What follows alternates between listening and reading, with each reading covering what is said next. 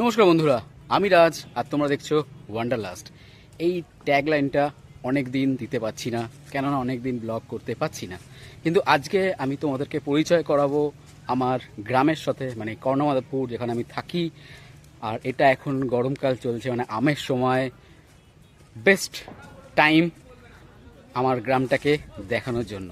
তো বন্ধুরা চলো দেখাই, আমার কিছু ভাইরা হিমসাগর আম, একদম গাছ পাকা আম পারছে। চলো দেখাই।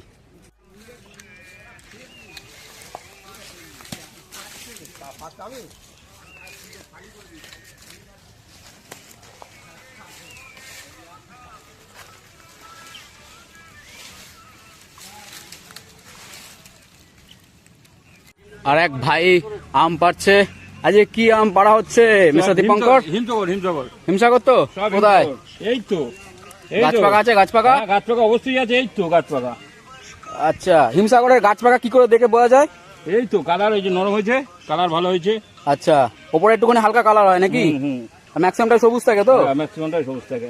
তো এইটা হচ্ছে অরিজিনাল গাছ পাকা হিমসাগর। ওপরে এক দাদা আমাদের পারছে আম। আমাদের আর একটা ভাই আম পারতে পারতে মাঝে একটু রেস্ট নেওয়া হচ্ছে, এনার্জি ড্রিঙ্ক খাবে এখন। তো পুরো এই হিমসাগর গাছ থেকে হিমসাগর পেরেছে, এইখানে সব চাপা দেওয়া আছে। এটাতে পুরোটা হিমসাগর গাছ পাকা। হিমসাগর যারা গাছ পাকা খেয়েছো তারা অরিজিনাল জানো যে অ্যাকচুয়াল আম কি হয়।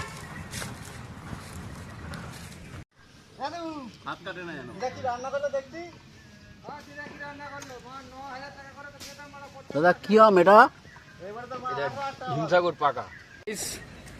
মার্কেটে যেগুলো পাওয়া যায় সেগুলো ম্যাক্সিমামই কার্বাইড দেওয়া, সেগুলো কাঁচা পেরে কার্বাইড দিয়ে পাকানো হয়।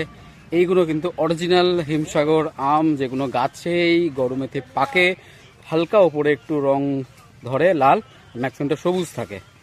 তো এটা যে খাবে সে বাজারের ওই কার্বাইডে আম দেওয়া ভুলে যাবে।